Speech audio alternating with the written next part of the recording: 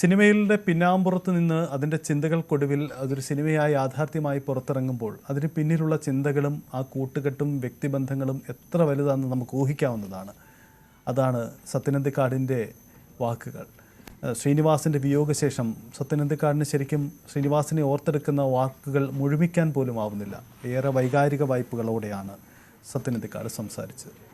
അദ്ദേഹത്തിൻ്റെ വാക്കുകൾ ഈ ഒരു സമയത്ത് ശരിക്കും പറഞ്ഞാൽ ഒന്നും പ്രതികരിക്കാൻ പറ്റാത്തൊരു സാഹചര്യമാണ്.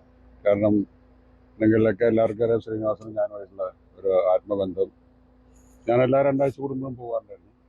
ഇപ്പോൾ മിനിഞ്ഞാന്ന് സംസാരിച്ചിരുന്നു, അതിനിടയ്ക്ക് പുള്ളി ഒന്ന് വീണു, എന്നിട്ട് നടക്കാൻ ബുദ്ധിമുട്ടുണ്ടായിരുന്നു. അപ്പോൾ അത് കാരണം സർജറി കഴിഞ്ഞു.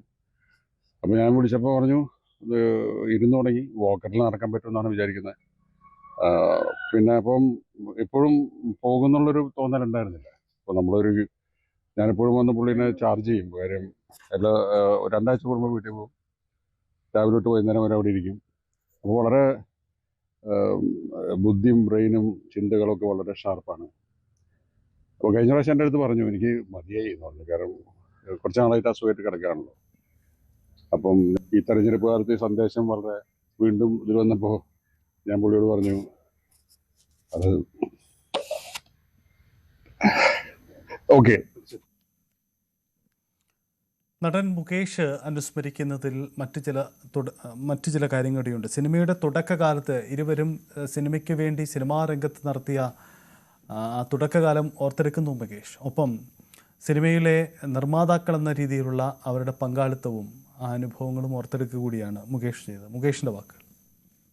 ശരിക്കും എനിക്ക് മാത്രമല്ല, ഒരു സുഹൃത്തെന്ന നിലയിലും സിനിമാക്കാരനെന്ന നിലയിലും, മലയാള സിനിമ മാത്രമല്ല, അദ്ദേഹം നാഷണൽ അവാർഡും ഒക്കെ നേടിയിട്ടുള്ള ആളാണ്.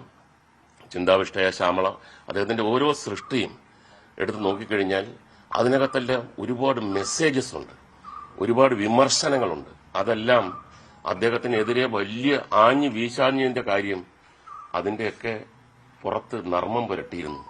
അത് ആരുടെ നെഞ്ചത്തേറ്റാലും അദ്ദേഹത്തിന് ചിരിക്കാനല്ലാതെ തിരിച്ചൊരു വഴക്കിടാനുള്ള ഒരു സാഹചര്യം അദ്ദേഹം കൊടുത്തിരുന്നില്ല. ഈ നഷ്ടം ശരിക്കും തീരാ നഷ്ടമാണ്. എല്ലാ മേഖലകളിലും എന്നെ സംബന്ധിച്ചിടത്തോളം ഏറ്റവും വലിയ നഷ്ടമാണ്. എനിക്ക് ആശ്രയിക്കാൻ പറ്റുന്ന, എനിക്ക് സംസാരിക്കാൻ പറ്റുന്ന, അങ്ങോട്ടും ഇങ്ങോട്ടും വേവ് ലെങ്ത് കറക്റ്റായിട്ടുള്ള ഒരുപാട് ഓർമ്മകൾ തന്നിട്ടാണ് അദ്ദേഹം പോയത്. ഞാൻ അദ്ദേഹത്തിന് ആദരാഞ്ജലികൾ അർപ്പിക്കുന്നു. മുകേഷിന്റെ വാക്കുകളാണ് നമ്മൾ കേട്ടത്. എന്തായാലും അദ്ദേഹത്തിന് ശ്രീനിവാസിന് അർഹിക്കുന്ന യാത്രയയപ്പ് നൽകും. സംസ്ഥാന സർക്കാരിൻ്റെ പൂർണ്ണ ബഹുമതികളോടെയായിരിക്കും ആ യാത്രയയപ്പ്. അതിനുള്ള ക്രമീകരണങ്ങളാണ് നടന്നിരിക്കുന്നത്. മന്ത്രി സജി ചെറിയാൻ്റെയും ഒപ്പം പി രാജീവിൻ്റെയും. മലയാള സിനിമയിലെ ഒരു വിസ്മയമായിരുന്നു ശ്രീനിവാസൻ. നടന്, തിരക്കഥാകൃത്ത്, സംവിധായകൻ എന്നീ നിലകളിലെല്ലാം ഒരു ബഹുമുഖ പ്രതിഭയായിരുന്നു അദ്ദേഹം. സാധാരണ മനുഷ്യന്റെ ജീവിതം വളരെ അർത്ഥവത്തായി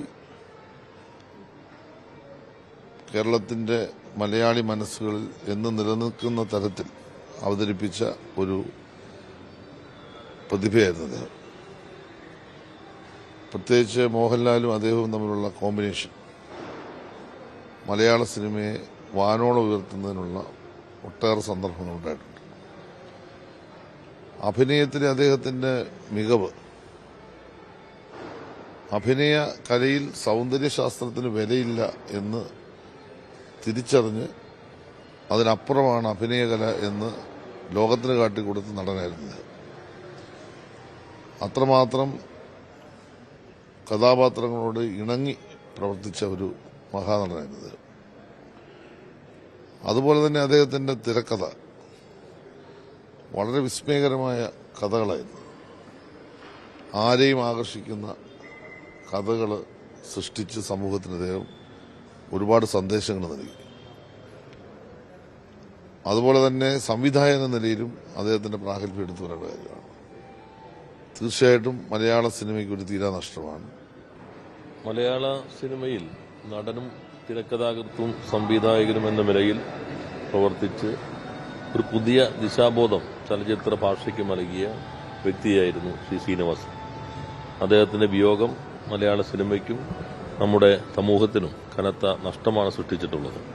കുറച്ചു കാലം അസുഖങ്ങളുമായി ബന്ധപ്പെട്ടുള്ള ബുദ്ധിമുട്ടിലായിരുന്നു ശ്രീനിവാസൻ എന്ന് നമുക്കെല്ലാവർക്കും അറിയാം.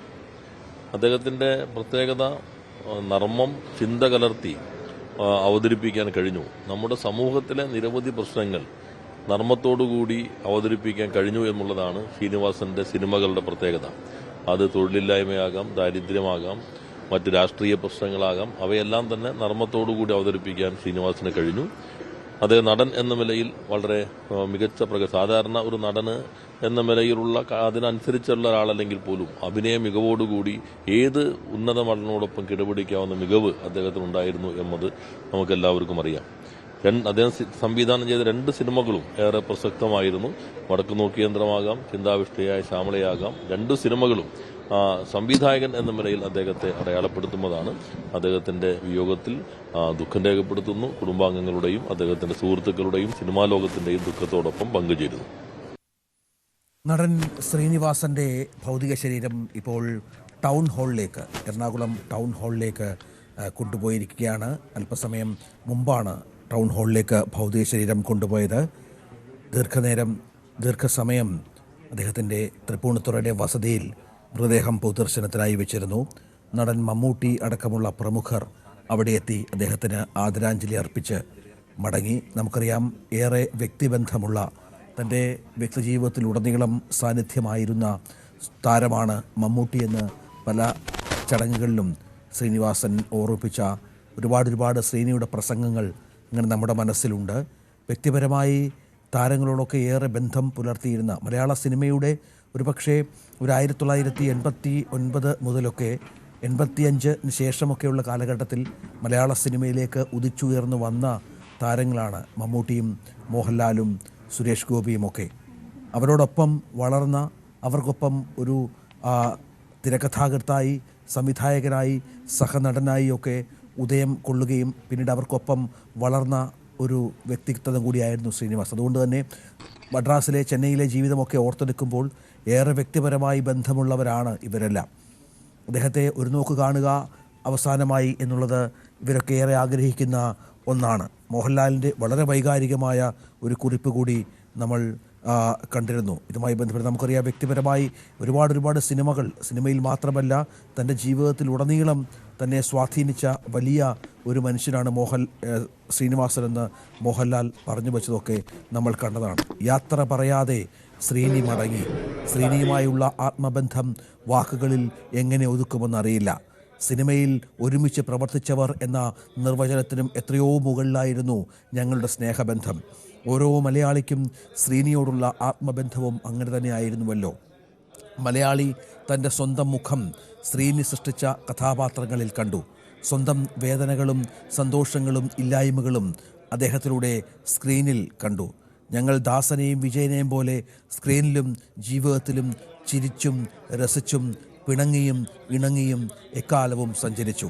പ്രിയപ്പെട്ട ശ്രീ